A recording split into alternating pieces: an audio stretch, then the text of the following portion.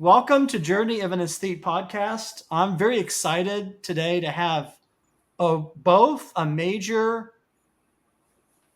political activist in his career, interesting political activist, and an historian, and the author of this wonderful book on the 70s, on the late 70s, Meltdown Expected, Crisis, Disorder, and Upheaval at the end of the 1970s. Aaron, it's a joy to have you on the show. This is a most important topic. And as I said at the outset, you've been both active in actual politics. And I should say, there's quotes from Paul Buell, who did the Encyclopedia of the American Left. And so you have a deep history with the left in the United States.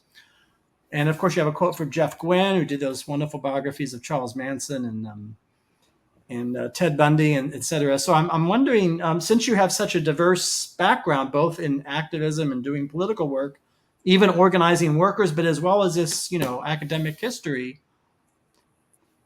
let's talk about the late 70s. Or where do you want to? There's so much to talk about. When did you want to start, or there's so much we could cover. Well, I guess I should do some bio backgrounding. I talk about it in the preface. I consider myself, what's the word, a lapsed Maoist. Yeah, so I was pretty radical. Can you hold that thought for a second? So you and I have something in common. Look at this. See this picture? That's me in 1979. And look what I'm having my picture taken in front of. Overthrow Capitalism. Do you remember doing those? Do you know who that's from? No, I'm afraid I don't know. But what's with the briefcase and tie, though? Well, I was going to piano audition. Okay, I was doing auditioning piano thing. But what's behind me? I thought you would be from. That's a bobavakian. That was a RCP. That's RCP. Put that RCP graffiti. You know that actually doesn't look familiar. I would have said that was something coming from the Yippies or something like that. Well, this was 79, and this is not. Yeah. So, but you and I have something because in 1989 I worked on the Rainbow Coalition Jesse Jackson campaign, which is close, which is adjacent politically a little bit to, So I had a period of time. One says that I have a period of time when I was much more active than I am now. I'm much more, as you can see, more into music and art and things in politics. But do you want to talk about being in radical politics or that experience and how it informs your history, or? Yeah, sure. I mean, because it's kind of my entree into this book. I mean, right. I'm not. I don't really consider myself an activist anymore.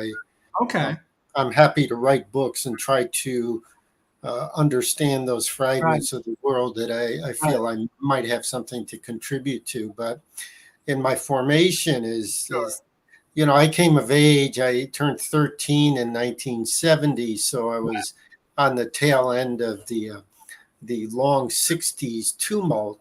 Actually in my hometown in central New York, we started a little radical group which was modeled after John Sinclair's White Panthers and Huey Newton's Black Panthers. It was the Stoned Rabbits People's Party. We actually were kind of a thing up there in a little tiny industrial town, which is now part of the Rust Belt. But I left. I got out of school in 75, high school, and I left because there was really nothing there. And I ended up in the Pacific Northwest. I drove there.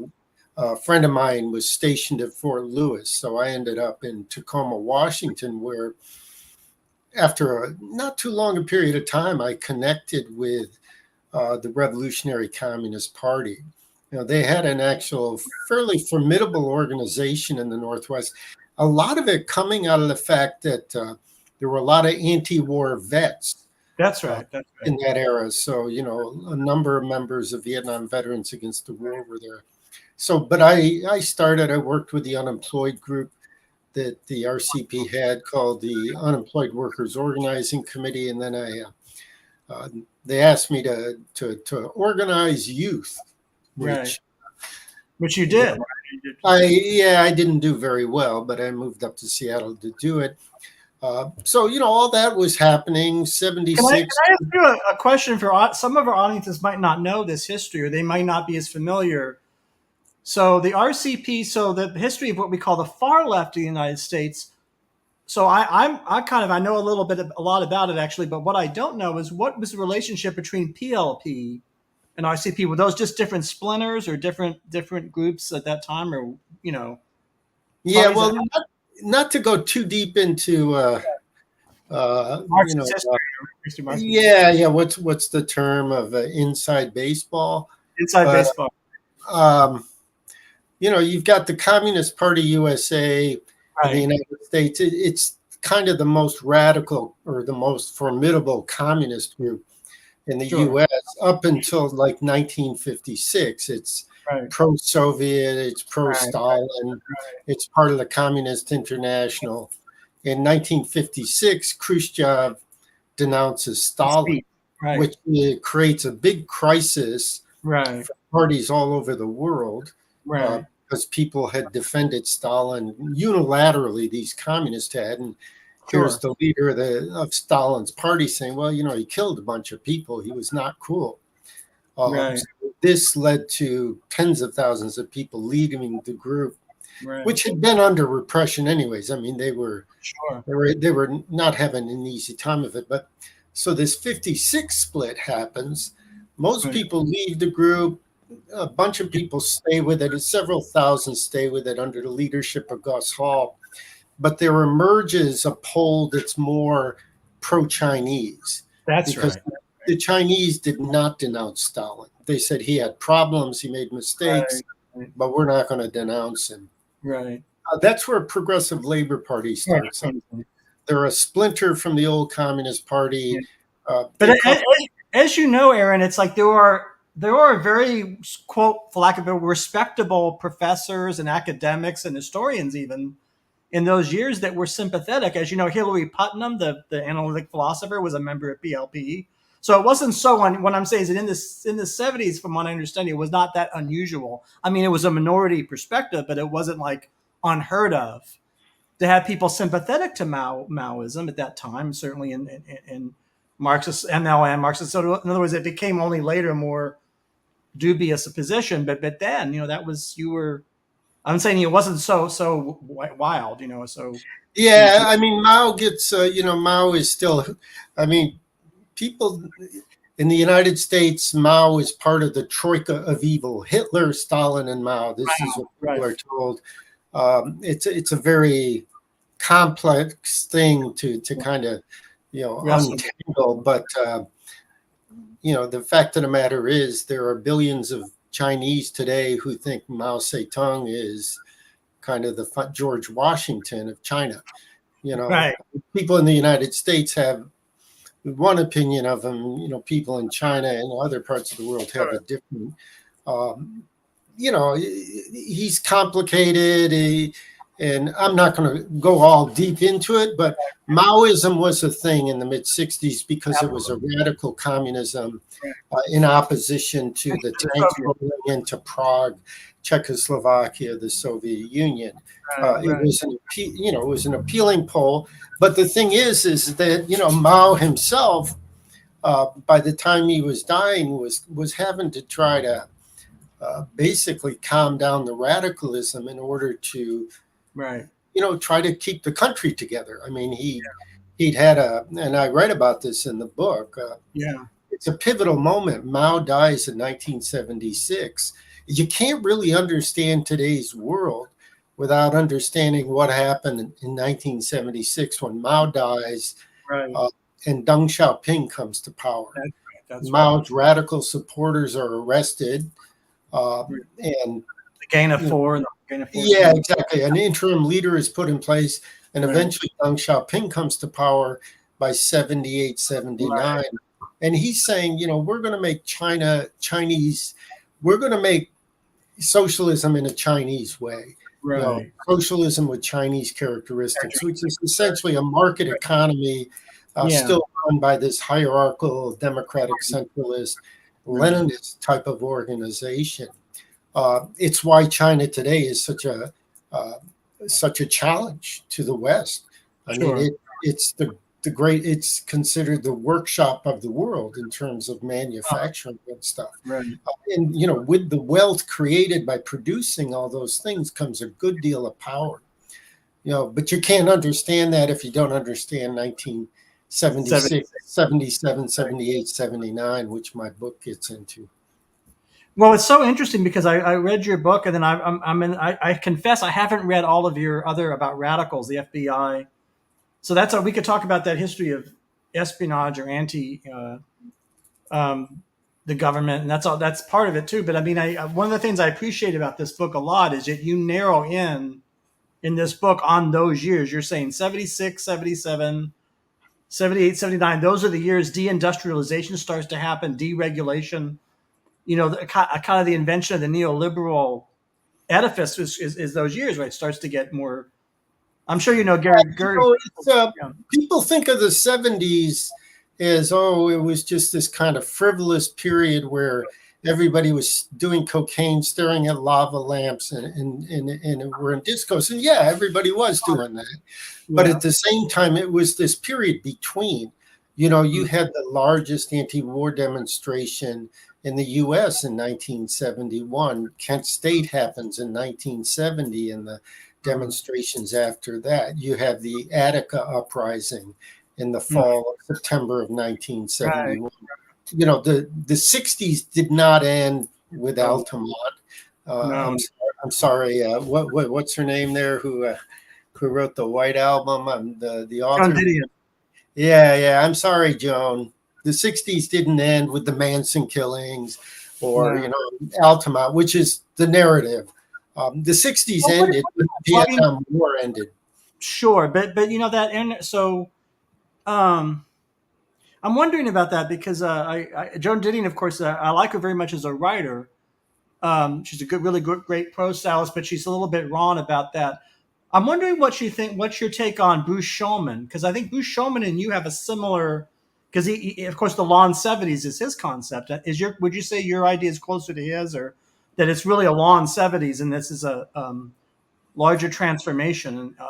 Yeah, I didn't try to hammer out an academic position on this. I tried to hammer out a popular position on this. Right. And my popular position is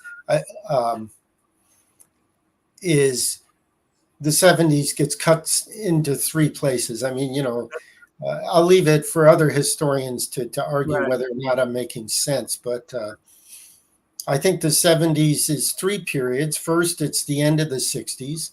Right. January 73, the peace treaty with Vietnam goes into effect. Nixon had been withdrawing troops. People are no longer drafted. There's no there's no more protest against the war, by then. So between 73 and 78, you have this period, which I call kind of an interim period. It's basically the United States licking its wounds, which is why, and you've got this guy, Tom Wolfe, he just snarkily calls it the me decade. Tom Wolfe is, he's somebody who gets a lot of credit for being a kind of a pop cool kind of guy, but he's actually pretty negative on some things that were very positive in the 60s. Him and Joan Didion too, both. Well, well, what I would say about both, again, as you know, I'm a fan of both, and but that's a case where, and this is really interesting. That's a case where people can be really great in terms of prose and creativity in prose, but be wrong politically or misguided. And clearly, I mean, I actually met Tom. I mean, Tom Wolfe was very reactionary, very pro Reagan and pro Bush. So I would never take. I was much closer to Hunter S. Thompson politically, or would be, than Tom Wolfe. I mean, I'm sure those two really went at it, fought each other because. Yeah, well, they all get cast in this category of new journalism. And Mailer, Hunter S. Thompson, and Tom Wolfe, but they're different politically. And look, I'm not going to argue they're not extremely talented writers, and I think, and some of Didion's stuff, I really appreciate some of the points she makes, but just in terms of being the the final word on the era. I would challenge them on that.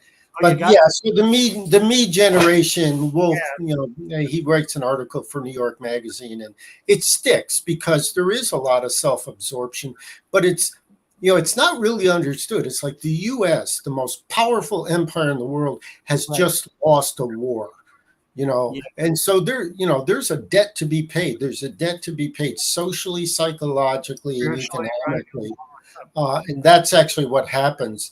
That's a lot of the Captain and Tennille, Muskrat Love, Debbie Boone. Well, I like that in your book you stick up for disco. This passage you say, well, there's some really good disco music, and what I appreciate about your book is that you're saying it's really stupid to disparage. And then, of course, I'm sure you could talk about this. A lot of the so-called me stuff was actually people trying to recover from kind of a trauma and looking at different therapies, and so.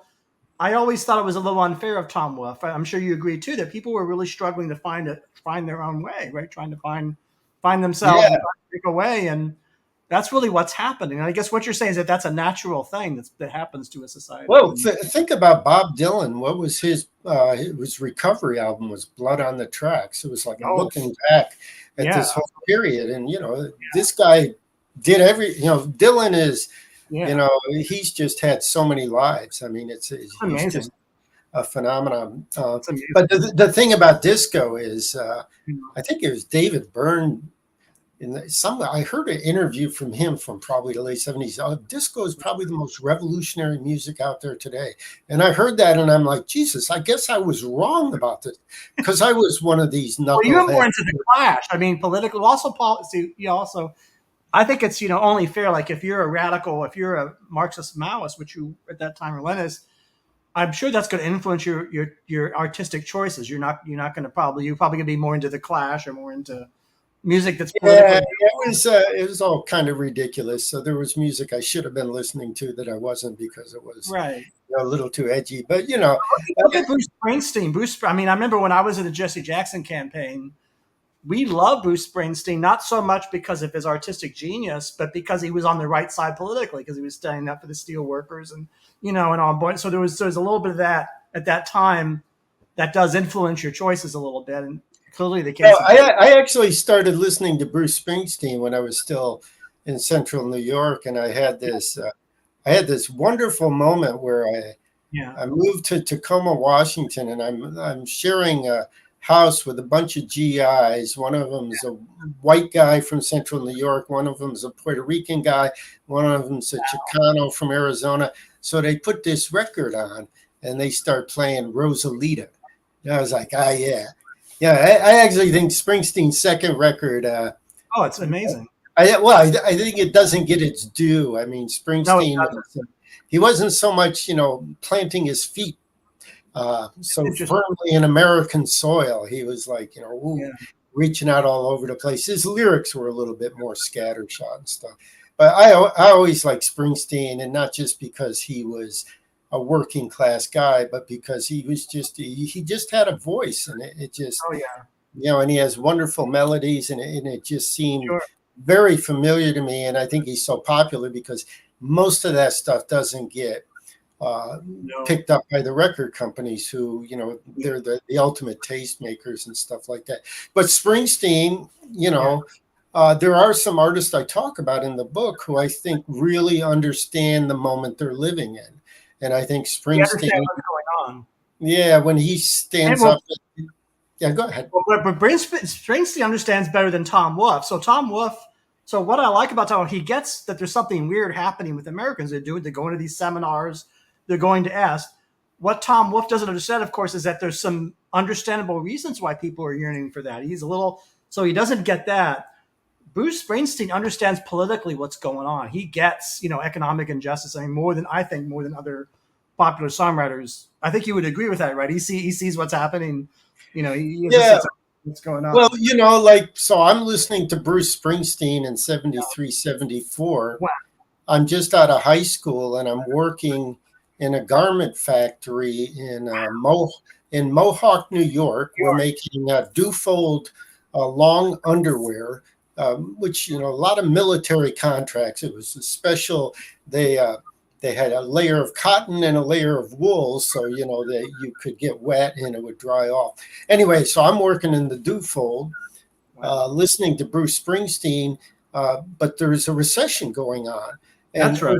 Over the next several years, there's this company called the Library Bureau in Herkimer, New York, which makes these elaborate world-class desks, fashioned by Italian immigrants. It goes out of business. Standard furniture goes out of business. The next few years, Allegro furniture, Allegro shoes in Little Falls, New York, it goes out of business. This is all happening in what will soon become the Rust Belt. This is where Bruce Springsteen's growing up, when he's going down the boardwalk and seeing there's no future. There's this whole way of life, the my hometown. It's like we've evolved to have community and be social, but yet we grow up in this American landscape where that community is just being ripped apart. And I think Springsteen embodies this in a way a lot of artists didn't. I mean, some people like Billy Joel attempt to try to get in Allentown, but I don't think it's quite his lived experience in the way it is with somebody like Springsteen, which, I know there's a lot of haters on Springsteen, and I appreciate there's some definite artistic choice there. But I think in terms of capturing the moment, both he and TheClash and a certain amount of the reggae music really are kind of ahead of things, Well, it's really interesting because, there's a thing about art, like any art, my show is about the arts, and so I'm very sensitive to trying to focus on be accurate. Like in the case of Springsteen, he's just a great poet. He's in the pantheon of major poets, songwriters. So there's that. You got to deal with that. And then there's his politics. He's always been for working class oriented. There's that too. So it's weird to me that people would hate on Springsteen. For what reasons? Because he's successful or because he had a hit song? It's strange. People often kind of, I don't know, it's kind of a. Well, I think there is an overhype. People, there's just generally a resistance to people being overhyped. And the other thing is people like more melodic voices, and Springsteen just has this kind of, he has the instrument he has. But he's like Randy Newman a little bit. A little bit. Yeah. Or Bob Dylan. For that matter. But, Bob Dylan, his latest record, I can't actually listen to. His voice is just, I think he did a recent live session where it sounds like, I think he's quit smoking, so his voice has gotten better, but around the time of Tempest and afterwards, it's like, Jesus Christ. Well, the thing about Springsteen, he writes Ballad of Tom Joad. That's serious. No, that's when he does that, when he writes that, doing the whole neoliberal, I shouldn't use that words are complicated. That whole, he's doing that right in the throes of that living out that Reaganite. You and I probably agree. That's just an awful, that whole Reagan. We could talk about your feelings, but so you're an activist and you're working in a factory, and then you have this, and then you eventually leave that kind of politics. So talk about that journey of believing in that, selling newspapers, organizing, and then the disillusion with the Cultural Revolution and the stuff coming out about how that's so. How amazing that is. How many people? That's what I love about having you on the show. There's not many people that have that experience through something like that, trying to find themselves and then coming out the other end and just talk. I don't know. I've spoken too much. Yeah, well, my trip was a little weird. Unfortunately, I remained a true believer for a very, very long time. When did you leave the RCP? It was not until the mid-aughts. So yeah, and it's kind of like, well, everybody's in a church, right? But I did leave, which thankfully I did leave, and then I tried to make sense of it. What was it all about? So when that's going on, when you listen to Carldix speak or Sherman Avakian or whoever the people, are you kind of have inner doubts? Like sometimes when people leave a kind of what you call an organization that's what's the word would you use? Cult-like or cultic. Do you have inner doubts to yourself? Like, well, this doesn't kind of hold up, or because you mentioned in this book that you said you were under the influence of some. I think you used the word dubious is the word you use in this text. But you're kind of coming. See, I think that makes you a better historian. It's going to sound like a weird thing to say. So allow me following with it, because you had that experience and because you saw firsthand the lie, the partial lie of this globalization promise that everybody would be rich, and that when you saw that wasn't, panning out necessarily, or that it was frayed around the edges. But at the same time, you saw the problems with the far left. You saw that too. So in a way, you're in a position to keep everybody honest. To kind of, you know what I mean? Geez, I don't know. I'm working on a book now, which is The Long War Against the Communist Party USA. It's all the repression leveled on them from like 1919 to 1991. And I was a big critic of the Communist Party when I was kind of more aligned with Maoism, and I'm certainly looking at them today. I think they had the wrong answers to a lot of things. Sure. But what's striking is you read about Gus Hall in the 60s. Gus Hall, who is kind of like the embodiment of the American apparatchik, but he's talking to one of his comrades, and he's like, well, Stalin, I don't think he says Stalin. He says, it still is predetermined that we're going to get to communism.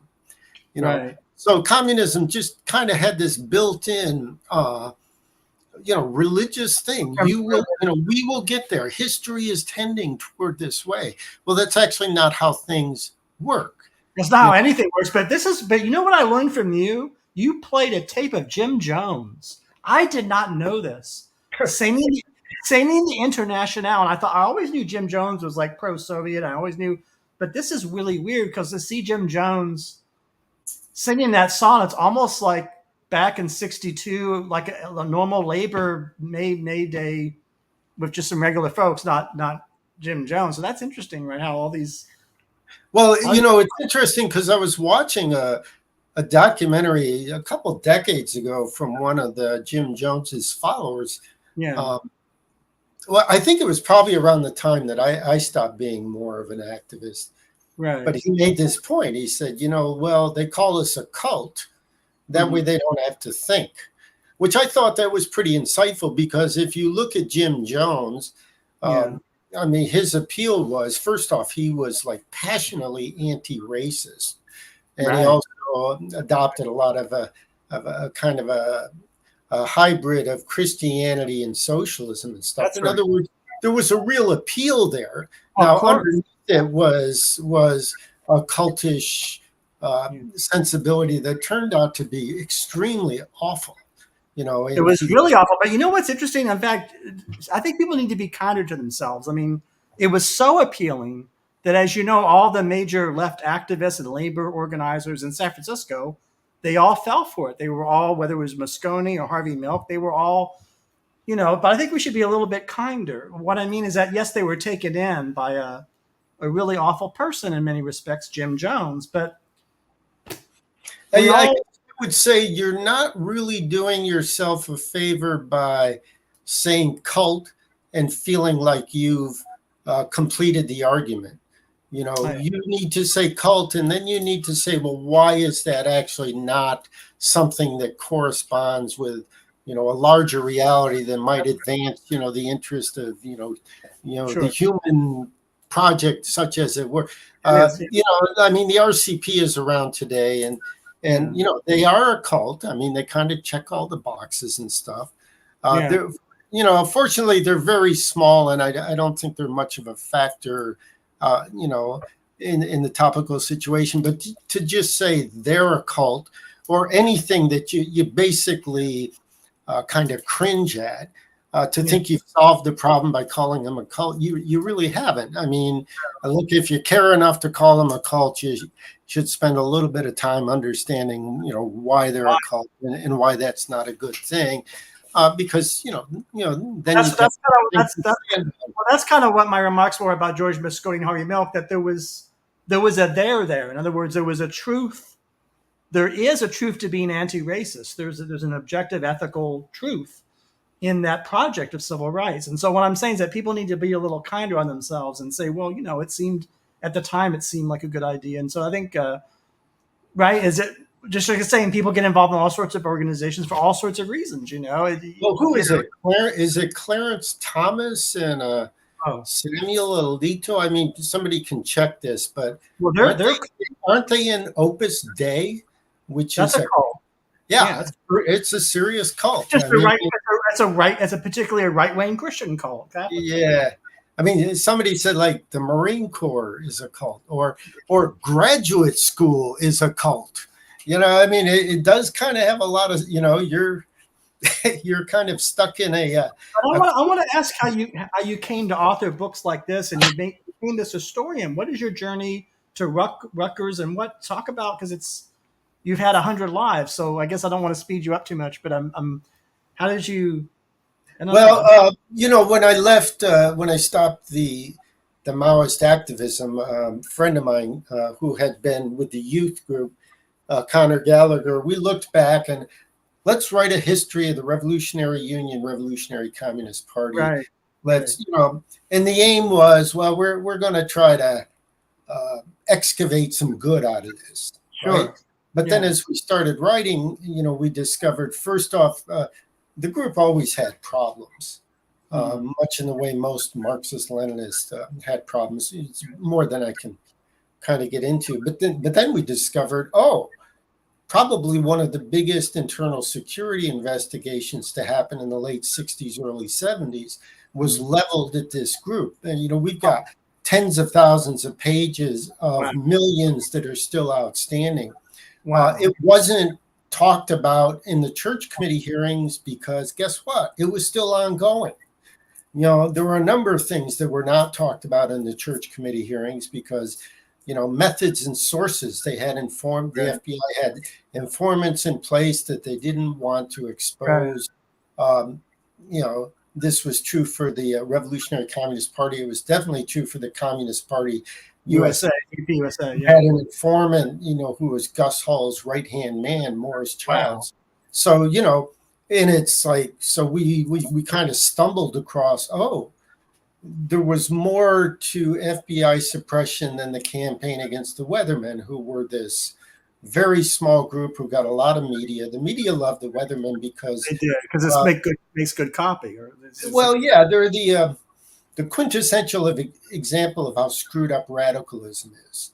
I mean, it's kind of sad, but it's like, and I may make this point. Would you agree with me that there's still a truth to these values? I mean, you still hold, just because, I guess that's what I was saying earlier. The reason why you can have a toxic group is that in other words, the toxic part is based on something that's genuine. There's something there, right? That has that. Well, yeah. I mean, look, capitalism is bad. I mean, this private ownership, and you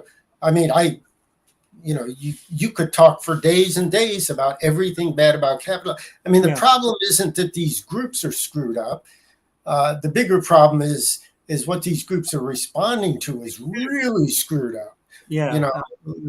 Life is not a piece of cake for most people in the world, including in the United States. And real things are not discussed. And a lot of our energies are channeled into these debates and discussion of no meaningful consequence to the people who are drawn into them and stuff. But I mean, as you know, right now there are women dying just because of a change in the law. Because of pregnant, the turn over Roe v. Wade is harmed people's medically. I mean, that's right. That's going on now. That's true, but even that's a sharp example. I don't want to undercut it. But even on a more mundane level, we're eating all this poison, right? All this ultra-processed food. People are becoming obese. They've got diabetes. We're all getting, 10, 20, 30 years taken off our life, and there's absolutely nothing to do. You can't do a thing about it, to say nothing about rent and, all these other all these kind of things that people deal with. And yet we're talking about things that, we actually have no control about. So I don't know. Well, how do you deal, because you were a radical and an activist, those are two separable things. You could have been an activist for Paul. You could have been an activist for Paul Wellstone and like the DNC or DLC, more mainstream left. But you were, the most radical bobavakian. How do you psychologically make that? Well, let me ask you a different question. There are people like David Horowitz, right, that go that route, that become reactionary or right wing, and you didn't. You retained your values, and so right. So how do you? Have you thought about that? The different choices people make, or it's kind of strange, right? Or I don't know if you have any thoughts on that. Yeah, no, it's a good question.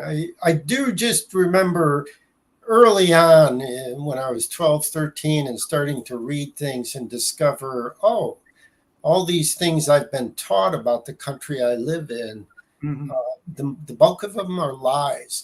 I mean, back in 69, 70, this notion of colonialism and slavery, I mean, these were things that were kind of in the Cold War education, but they were not.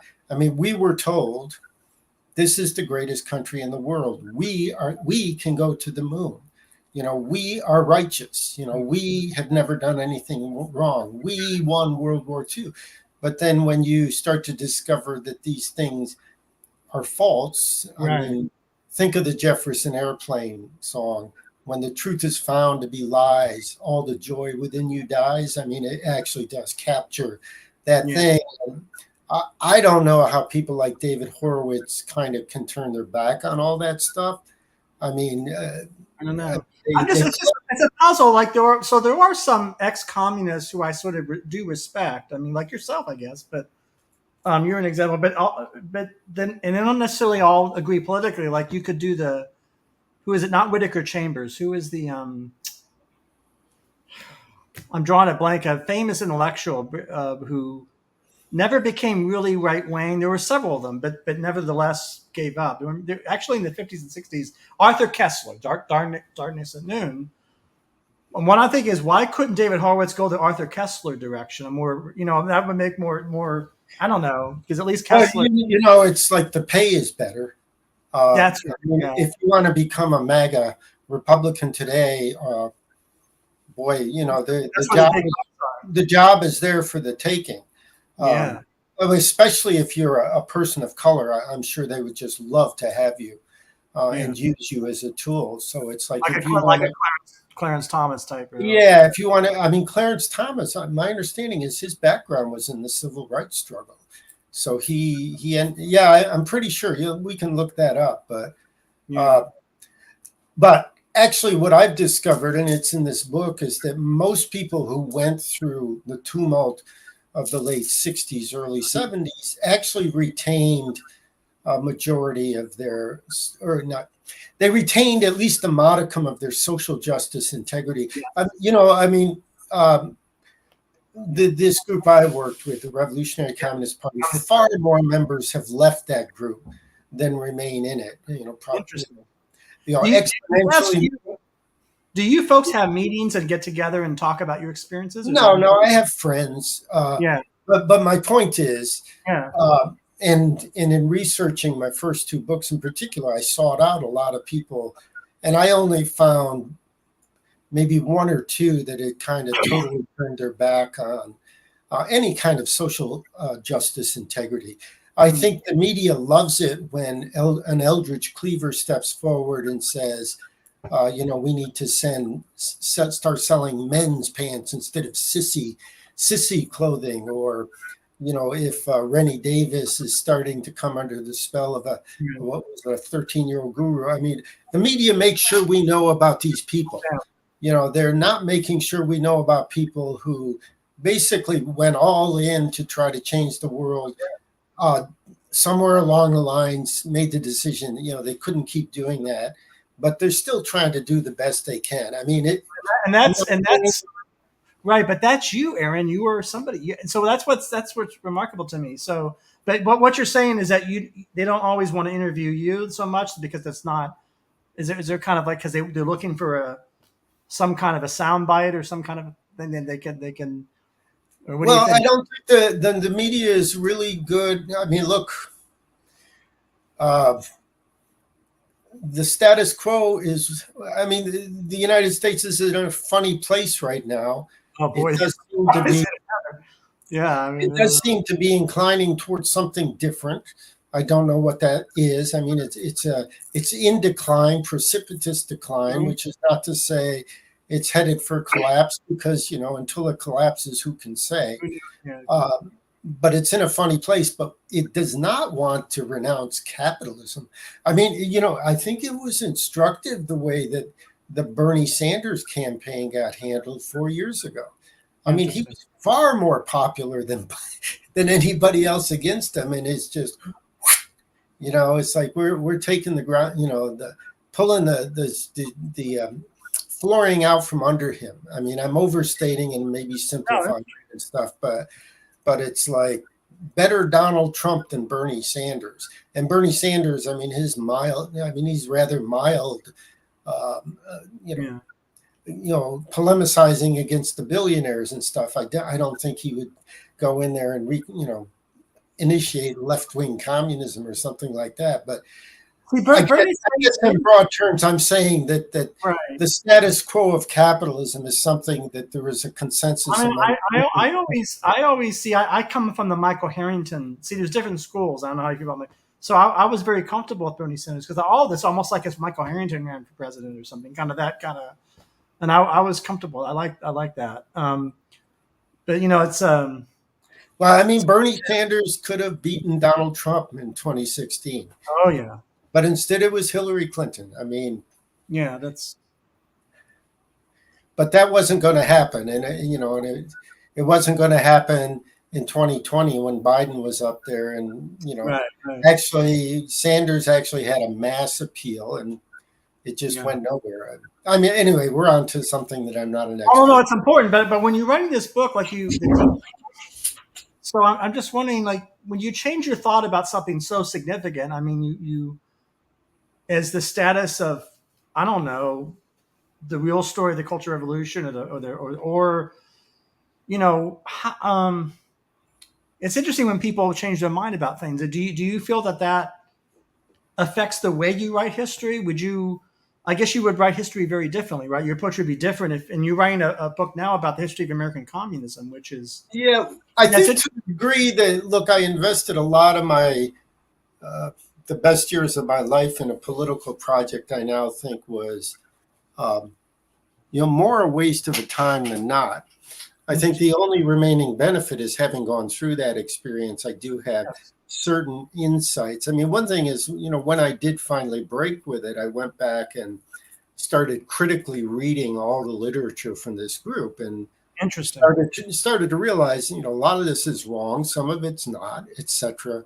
I mean, one of the first things I did was I enrolled in NYU to get my undergraduate degree, and the very first course I took was critical thinking, because I think that's really what's needed. I mean, you need to make arguments based on real evidence, and if you can't come up with the evidence, you need to wonder whether or not your argument is real. And in other words, you got to start acting like a grown-up. Right.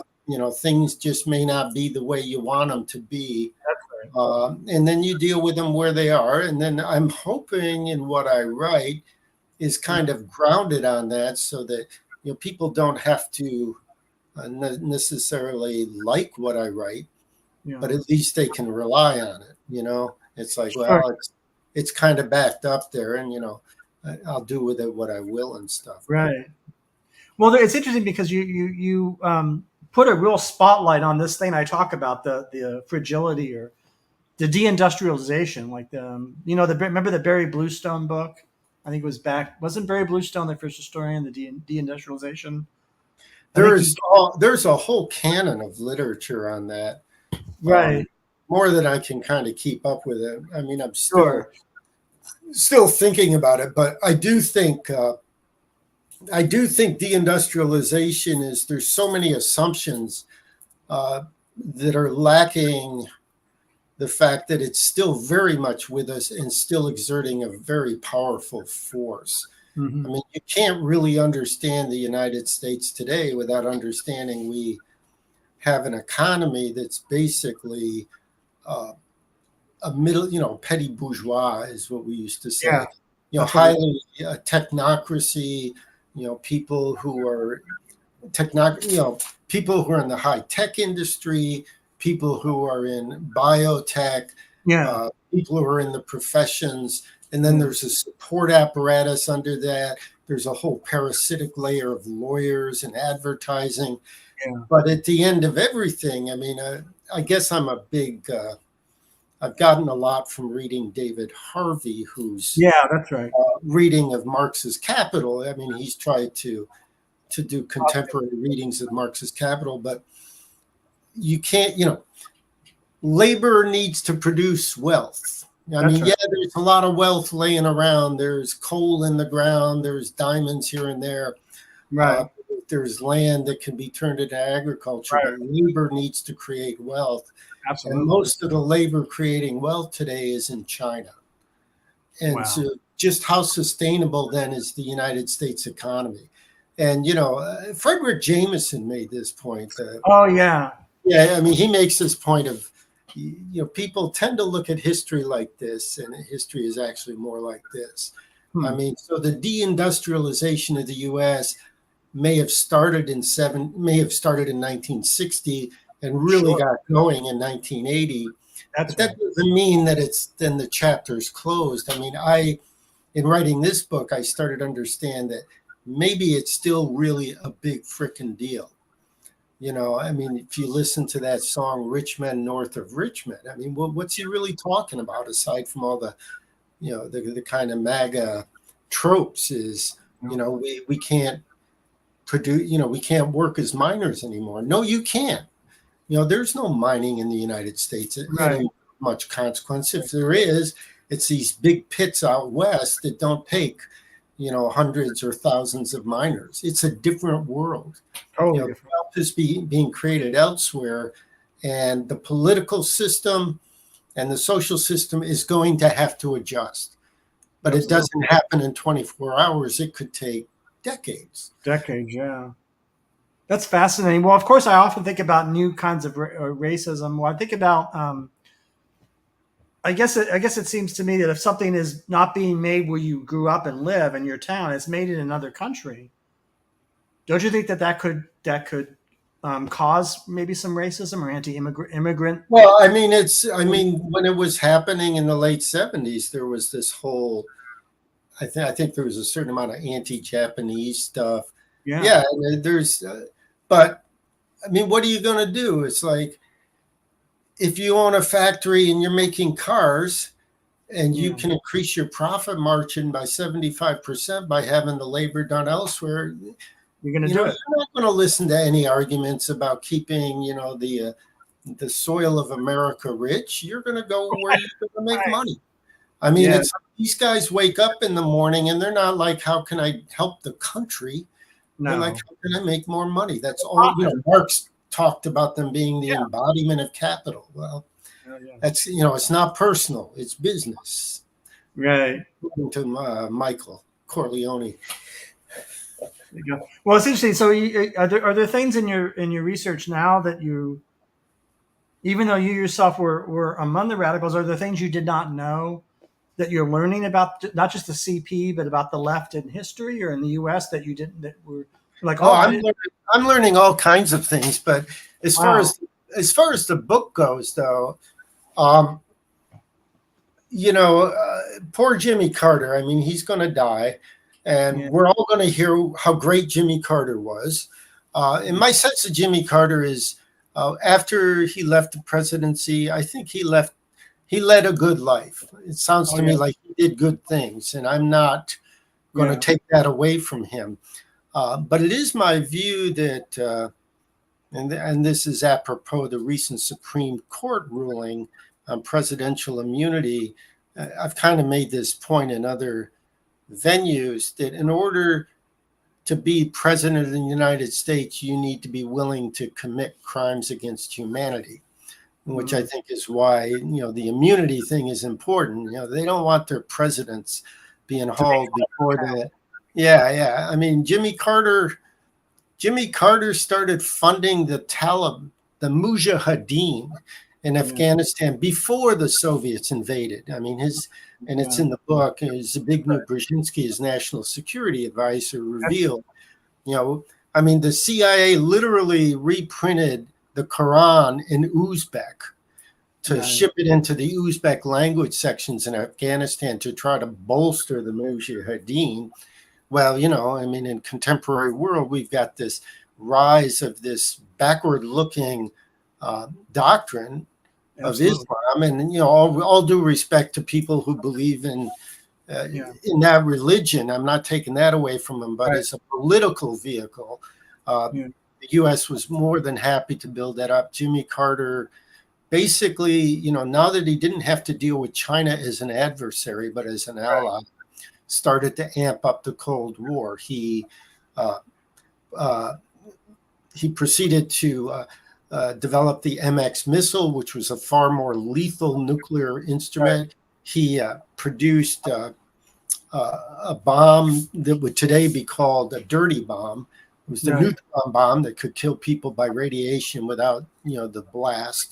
He set up FEMA, the Federal Emergency Management Act, as a way to try to relocate people from cities if there was a nuclear attack. He was basically, putting the U.S. front and center against the Soviet Union. We are going to confront you. You are not going to, challenge us anymore. And this was the, initiation of the final phase of the Cold War. I mean, look, he got thrown out of office because there was a revolution in Iran that he totally botched. Led to the Islamic Republic, which is still a problem for the United States today. Jimmy Carter, the guy who came in for human rights, did all these other things that were not good things. Well, I know that Bruce Schulman, because I had Bruce Schulman, the historian, on my show, and he said that deregulation of the economy starts under Carter. He made it before it was almost a pre-Reagan. So yeah, that's something I've known about some of those things. But I sort of I mean, he comes out for a balanced budget amendment early in like 78, 79. It's complicated, isn't it? Well, think about it, but because 79, there's the greatest number of people employed in manufacturing, but per capita, it's already declining. And the crisis in the cities. Gerald Ford to New York dropped dead. I mean, it's undergirded by the fact that industry is fleeing New York in droves, which is the economic base. That's the tax base of the country. So, all these things are happening. And then lo and behold, what becomes popular? This political philosophy of neoliberalism. Well, the government doesn't need to take care of you. You need to take care of yourself. On your own. Everybody's on their own. Right, you're on your own. Yeah, it's like first we're gonna screw you, and then we're gonna tell you it's your own fault. It's essentially what it is. That's neoliberalism. Yeah, that's It's are you? So where are you in the book, or do you have plans to? I mean, have you? So let me ask you this: are there other histories of communism that you like, or that you like? Well, this is or whether internationally or there's all kinds of things. I'm not going to list them off. I think people can look at the bibliography. I mean, and there's works I could not have done anything I did unless a lot of people were doing a lot of really hard work. So I think that's all in there. But this book, I just feel like it was a little bit of a difference. I mean, my first two books were on radicalism, mainly revolving around the Revolutionary Union, Revolutionary Communist Party. The second book dealt more with informants who had gotten elevated into the leadership of these groups. But then I did two books on music, one on the folk singers, people like Guthrie and Pete Seeger and Bess Lomax from the 40s and 50s. And then I stepped ahead and I did Whole World in an Uproar about music and repression in the long 60s. So I picked this book up and I kind of took this more esoteric period of November 78 to December 79 and kind of brought it there. So what do I do next? Well, right now I'm doing this book on the history of the repression of the Communist Party, which is kind of a funny little, going back and doing something altogether different. I don't know what to do next. It's important. I mean, one thing that occurs to me that's interesting is you seem to know a lot. You know a lot more than certainly I do about the history of the FBI and the CIA. I mean, this is a whole. I mean, for those that don't know, I mean, some those that aren't familiar, they might be a little puzzled as to why J. Edgar Hoover and these folks were so repressive. What the stakes is. I mean, what's your thoughts on that in terms of? In 1949, when Mao led the Chinese Communist Party, and China becoming a new democracy, or on the way to becoming a socialist country, it was something like 1/3 of the world was under the control of some kind of nominal socialist country. I mean, think about how Islam spread across the world. Think about when the Emperor of Rome adopted Christianity. These were huge transformations in global history. Well, communism was kind of doing that. And people, it doesn't get discussed much in the contemporary dialogue because, it's almost denial and fear. But 1/3 of humanity was living under some kind of socialism. It wasn't just J. Edgar Hoover. It was FDR. It was Truman. It was guess who? Here's a trivia question for you. Who do you think was the godfather to Bobby Kennedy's first daughter? I used to know. I've forgotten. Yeah, Joe McCarthy. From Wisconsin. Bobby Kennedy, right? John F. Kennedy was the only Democratic senator who didn't vote to censure McCarthy. He had back pain that day. Couldn't make it. So, the point is there was a consensus among the ruling structure that communism was the main problem in the world. Look, they almost blew up the world in 1963 in Cuba on this stuff. I mean, what do you think their priorities were if they were willing to do that? To blow up the world. Yeah. And, since the collapse in 1991, capitalism has rebounded. I mean, there's all these markets that they can go to that they couldn't go to before. But, it's not all that long ago. What are we talking about? 45 years ago. Right. It's actually we're approaching 50 years since Mao died. Mao died in 1976. So, not a lot of time. I mean, humans live between 70 and 90 years. They do. And so we tend to think a history ought to be kind of, egocentric, ought to be packed into those decades, but it doesn't work that way.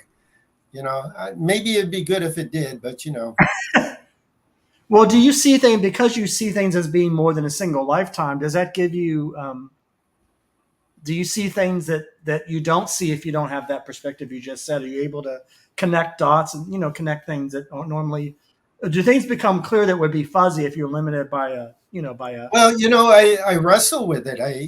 You can really drown in the news cycle. MSNBC or CNN, you can drown in the narrowness of it all. Right. And you're listening to a lot of people who are just totally focused on what's going to capture people's attention today. And you can lose all perspective. But without that kind of perspective, you're really cheating yourself on a deeper understanding of where you are and, how to live a good life. I mean, right? People should live good lives. They should contribute to, I've been taken to using this word of the human project, Right. It's like one of these authors, gosh, I forget his name, but he talked about the brief privilege of consciousness. Wow. I thought, that's it. I mean, as opposed to this communist doctrine or capitalist doctrine of we've achieved the best way we can be organized and blah, blah. It's like there's nothing predetermined or preordained about it. If you're not a religious person, you're going to have to figure out some other way to make sense of all this. I mean, Sure. And the way I decided to make sense of it is to really appreciate that, we can try to understand things and, maybe help each other along the way, Sure. Well, that's really beautiful. I think it's better to look at consciousness as a gift or a privilege than to take it for granted or to have, that certainly, I mean, that's a beautiful And I've decided. I decided a little while ago, even though gummies are legal here in California, I'm not going to do it. Yeah. And Neil deGrasse Tyson said, "Oh, the mind is such a fragile thing. I don't want to screw with it." Huh. I don't know about that particular quote. Yeah, it was a little quote. I thought it was interesting, but people want to have fun. I don't begrudge them that. Yeah. Is there anything else you want to say that you think is important that we haven't talked about? No, I hope people pick up the book. And I really do appreciate kind of the expansion of kind of going into different avenues that I don't usually get to go into. Go out, put on your copy of London Calling, which, by the way, if you don't know, Elvis's first record had this kind of typography. That's right. And then London Calling by TheClash had the same kind of typography. Rutgers University Press, they said, well, what should you do for the cover? And I said, I have no idea, but I've got this quote from Mick Jones from TheClash, where he talks about, the water was rising on the Thames and we thought everything was coming to an end. And I don't know if that'll inspire you to do anything. And it did. It's just a great cover they came up with over there. Well, before we say goodbye, do you want to talk about being at that Clash concert? Right? Weren't you? Oh, yeah. It was the Walnut Street Theater in Philadelphia. And what can I say? I was something like fifth row center. I just got a copy of Give 'Em Enough Rope. So I could see the sweat coming off JoeStrummer. And I think what amazed me is the band that opened them was Fergal Sharkey and the Undertones, which was straight up punk rock. So this was my first punk concert.